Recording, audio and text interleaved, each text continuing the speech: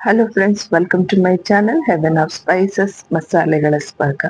ಇವತ್ತು ಡಾರ್ಜಿಲಿಂಗ್ ಸ್ಟೈಲಲ್ಲಿ ವೆಜ್ ಮೋಮೋಸ್ ಮಾಡೋಣ. ಏನು ಟ್ರೆಡಿಷನಲ್ ಆಗಿ ಮಾಡ್ತಾರೆ ಅದೇ ರೀತಿಯಾಗಿ ನಾವಿವತ್ತು ಮೋಮೋಸ್ ಜೊತೆಗೆ ಚಟ್ನಿ ಮಾಡೋಣ. ನಾನು ಮೊದಲಿಲ್ಲಿ ಚಟ್ನಿ ರೆಸಿಪಿ ತೋರಿಸ್ತೀನಿ, ನಂತರ ಮೋಮೋಸ್ ಮಾಡಿ ತೋರಿಸ್ತೀನಿ. ಇಲ್ಲಿ ಒಂದು ಬಾಣಲೆಗೆ 1 ಟೇಬಲ್ ಸ್ಪೂನ್ ಅಷ್ಟು ಆಯಿಲ್ ಹಾಕೊಳ್ಳೋಣ.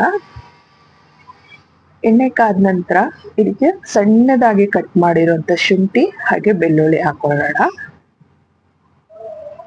ಇದೆರಡು ಸ್ವಲ್ಪ ಕೆಂಪಗಾಗಿದ ನಂತರ ನಾವಿದಕ್ಕೆ ಒಂದು 100 ಗ್ರಾಮ್ನಷ್ಟು ಹಸಿಮೆಣಸಿನ್ಕಾಯಿ, 100 ಗ್ರಾಮ್ನಷ್ಟು ಕೆಂಪು ಮೆಣಸಿನ್ಕಾಯಿ ಹಾಗೆ ಒಂದು 200 ಗ್ರಾಮ್ನಷ್ಟು ಹಸಿಮೆಣಸಿನ್ಕಾಯಿ ಹಾಕೊಳ್ಳೋಣ. ನಾನು ನಿಮಗೆ ಎಷ್ಟು ಕ್ವಾಂಟಿಟಿ ಅಂತ ಹೇಳ್ತೀನಿ, ನಿಮಗೆ ಕಡಿಮೆ ಜಾಸ್ತಿ ಎಷ್ಟು ಬೇಕೋ ಅದ್ರ ಮೇಲೆ ಜಾಸ್ತಿ ಕಮ್ಮಿ ಮಾಡ್ಕೊಂತ ಹೋಗಿ.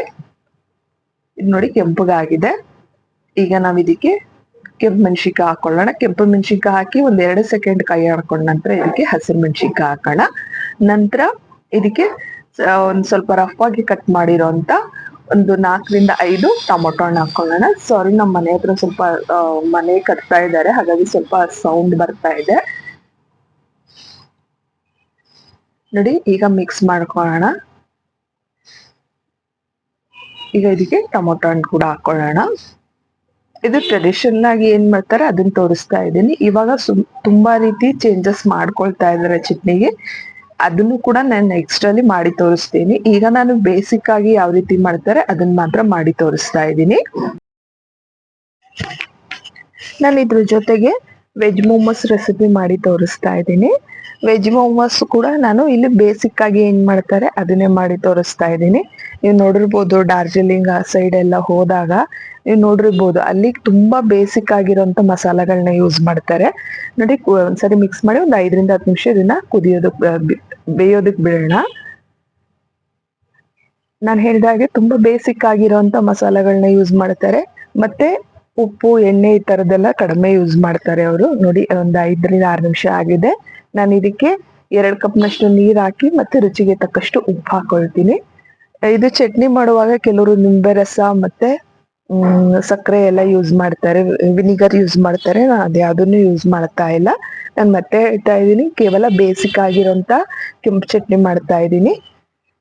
ನೀವು ತುಂಬಾ ರೆಡ್ ಕಲರ್ ಇರುವಂತ ಮೆಣಸಿನ್ಕಾಯಿ ತಗೊಂಡ್ರೆ ತುಂಬಾ ಚೆನ್ನಾಗಿ ರೆಡ್ ಆಗಿ ಬರುತ್ತೆ ಚಟ್ನಿ. ಇದು ಸ್ವಲ್ಪ ಮೆಣಸಿನ್ಕಾಯಿ ಅಷ್ಟು ರೆಡ್ ಇಲ್ದಿರೋದ್ರಿಂದ ಮೇ ಬಿ ನಿಮ್ಗೆ ಚಟ್ನಿ ಕಲರ್ ಅಷ್ಟು ರೆಡ್ ಆಗಿ ಬರ್ದೇ ಇರ್ಬೋದು ನೋಡಿ. ಇದಕ್ಕೆ ನೀರನ್ನ ಸೇರಿಸಿ ಮತ್ತೆ ಒಂದು 10 ನಿಮಿಷ ಇದನ್ನ ಕುದಿಯೋದಕ್ಕೆ ಬಿಡೋಣ. ಈ ಟೊಮೊಟೊ ಮೆಣಸಿನ್ಕಾಯಿ ಎಲ್ಲ ಏನಿದೆ ತುಂಬಾ ಚೆನ್ನಾಗಿ ಕುಕ್ ಆಗ್ಲಿ. ಇದನ್ನ ಕವರ್ ಮಾಡಿ ಒಂದು 10 ಮಿನಿಟ್ಸ್ ಇದನ್ನ ಕುದಿಯೋದಕ್ಕೆ ಬಿಡೋಣ. ಸೊ ಮೆಣಸಿನ್ಕಾಯಿ, ಟೊಮೊಟೊ ಎಲ್ಲ ಏನಿದೆ ಇದೆಲ್ಲ ತುಂಬಾ ಚೆನ್ನಾಗಿ ಕುಕ್ ಆಗ್ಲಿ. ನಂತರ ಇದನ್ನ ತಣ್ಣಗ್ ಮಾಡಿ ನಾವ್ ಇದನ್ನ ರುಬ್ಕೊಳ್ಬಹುದು ನೋಡಿ. ಈಗ ನೀರಿನ ಅಂಶ ಎಲ್ಲ ಹಿಂಗಿದೆ, ನಾವ್ ಇದನ್ನ ಚಟ್ನಿ ಮಾಡ್ಕೊಳ್ಳೋಣ.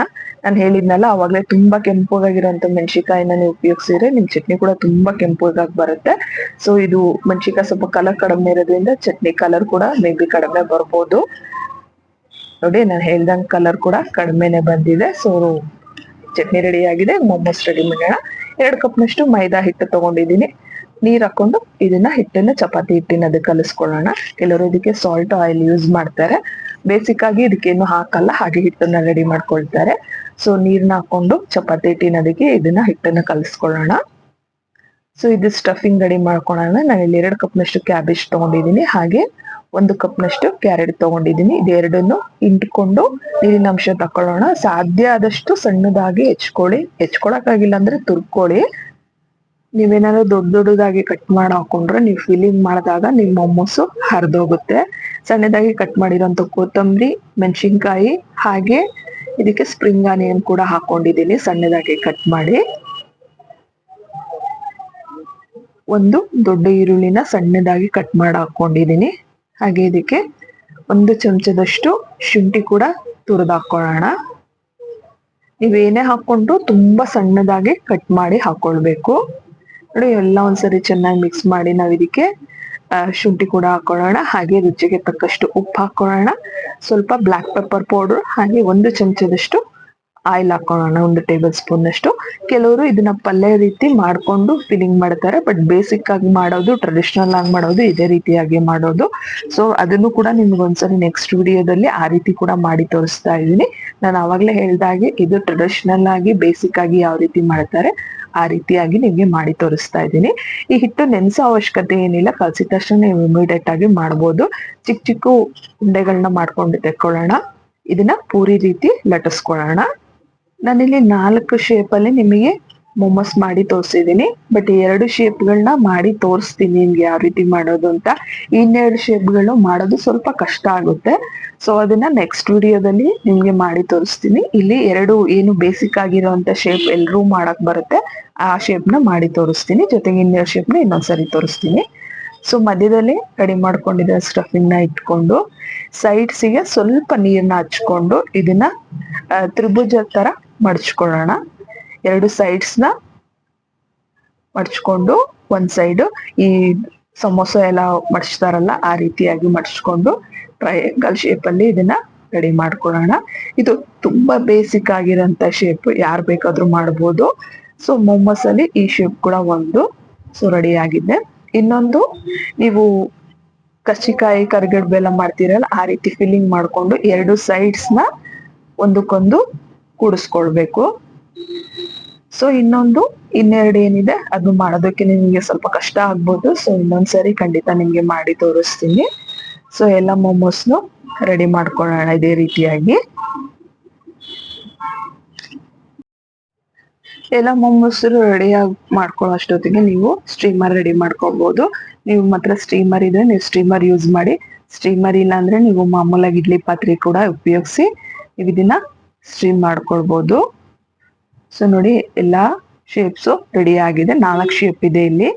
ಒಂದು ಮೋದಕದ ತರ, ಒಂದು ಈ ಶೇಪ್ ಇದೆ, ಇನ್ನೊಂದು ತ್ರಿಭುಜದ ಶೇಪು, ಇನ್ನೊಂದು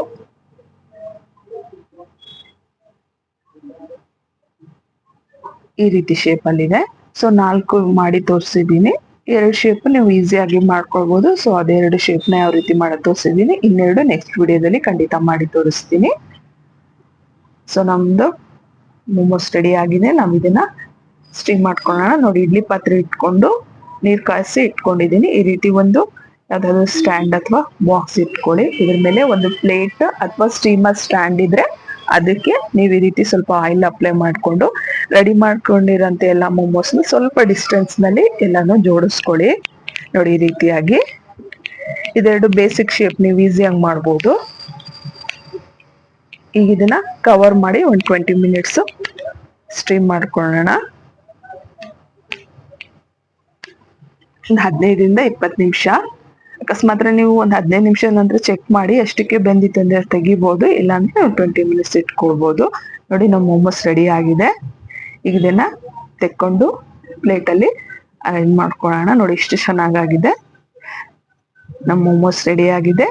ಖಂಡಿತ ಟ್ರೆಡಿಷನಲ್ ಆಗಿರೋಂಥ ಈ ಮೊಮೋಸ್ ಮತ್ತೆ ಟ್ರೆಡಿಷನಲ್ ಆಗಿರೋಂಥ ಮೊಮೋಸ್ ಚಟ್ನಿನ ಮನೇಲಿ ಟ್ರೈ ಮಾಡಿ ರೆಸಿಪಿ ಹೇಗೆ ಬಂತಂತ ತಿಳಿಸೋದನ್ನ ಮರಿಬೇಡಿ. ನನ್ನ ಚಾನಲ್ನ ಸಬ್ಸ್ಕ್ರೈಬ್ ಮಾಡೋದನ್ನ, ಲೈಕ್ ಮಾಡೋದನ್ನ ಮರಿಬೇಡಿ.